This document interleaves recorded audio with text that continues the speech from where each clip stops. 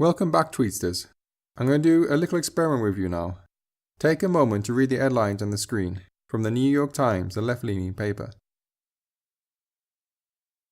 How do you feel about these headlines? Does it matter to you to learn that they actually came from Fox News, a right-leaning paper? This fake homepage was created by Dan Schultz a few years back.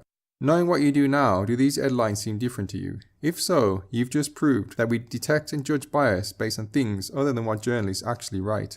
This is known as a hostile media effect, and is the process by which individuals perceive what they want to in media messages, while ignoring opposing viewpoints. It is a broad term to identify the behavior all people exhibit when they tend to see things based on their particular frame of reference. It also describes how we categorize and interpret sensory information in a way that favors one category or interpretation over another.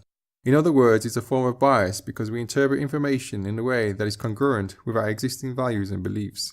In one classic study, viewers watched a film strip of a particularly violent Princeton-Dartmouth American football game.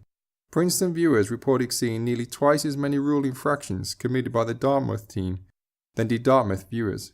One Dartmouth graduate did not see any infractions committed by the Dartmouth side and erroneously assumed he had been sent only part of the film, sending word requesting the rest. In 1982, the second major study of this phenomenon was undertaken.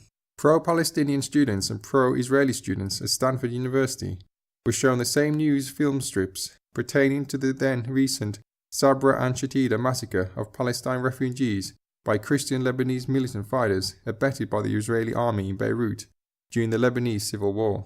On a number of objective measures, both sides found that these identical news clips was slanted in favor of the other side. Pro-Israeli students reported seeing more anti-Israeli references and fewer favorable references to Israel in the news report, and pro-Palestinian students reported seeing more anti-Palestinian references, and so on.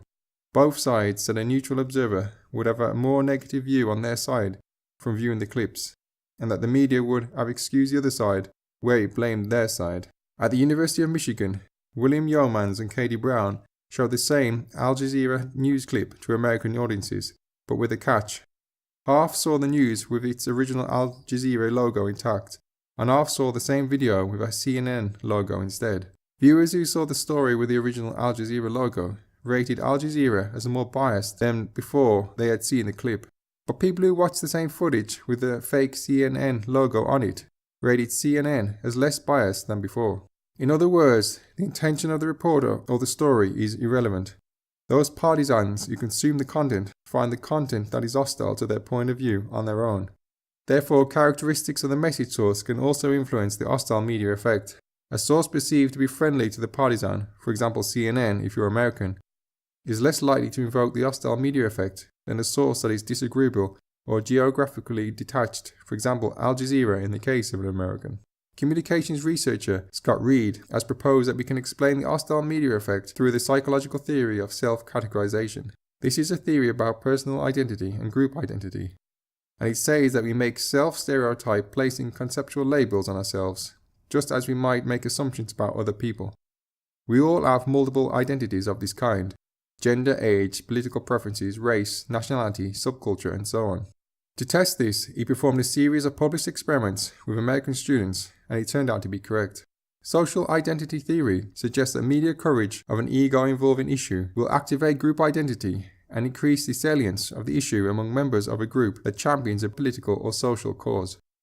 This in turn triggers self-categorization processes as in-group members differentiate themselves from their counterparts in the out-group, seeking to elevate their self-esteem by viewing the in-group as superior to the disliked out-group on core dimensions.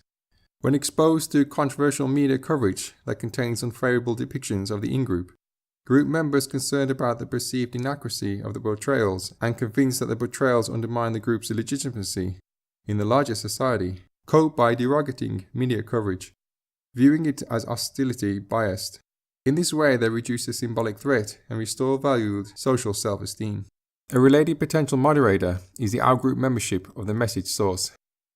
Reed found that more politically extreme Democratic students perceived less bias when an assault on their group was attributed to a Democratic in-group organization, but detected more bias when the attack was ascribed to a pro-Republican outgroup. Researchers at the University of Utah and Konkuk University found that news stories are perceived as biased based on who shares that story on social media, regardless if the actual story is biased. Researchers pursued two questions in the study. First, does an ostensibly neutral story shared by a partisan social media user produce hostile media effects?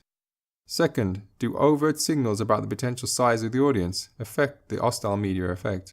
To answer these questions, an online experiment was conducted where Republicans and Democrats viewed a Twitter account in which the user was presented as a Republican or Democrat with either 21 or 503,000 followers. Then the research subjects read a news article shared by the Twitter user, which was published by a neutral news source, the Associated Press. Consistent with the hostile media effect, both Republicans and Democrats believe that a news article shared by a Twitter user from an opposing political party was more biased than one shared by a Twitter user from the same political party. However, this effect was more prominent among Republicans than Democrats.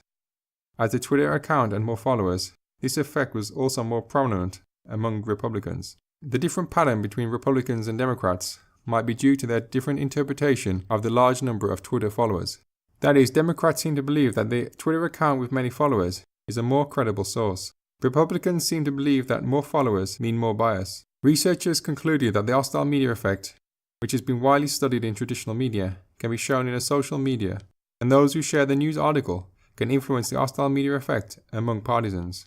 This makes the concept of regulating so-called fake news a little bit tricky. News is fake depending on who reads, watches or shares it too. What the journalist actually writes is only one dimension of fake news. As said in my other videos, only you can say what is fake. Don't rely on the government or any authority, for example schools, universities, to do that for you. People and ideas are diverse. So too then should be the news which people are exposed to. Beware of your bias, and hopefully the effect is reduced.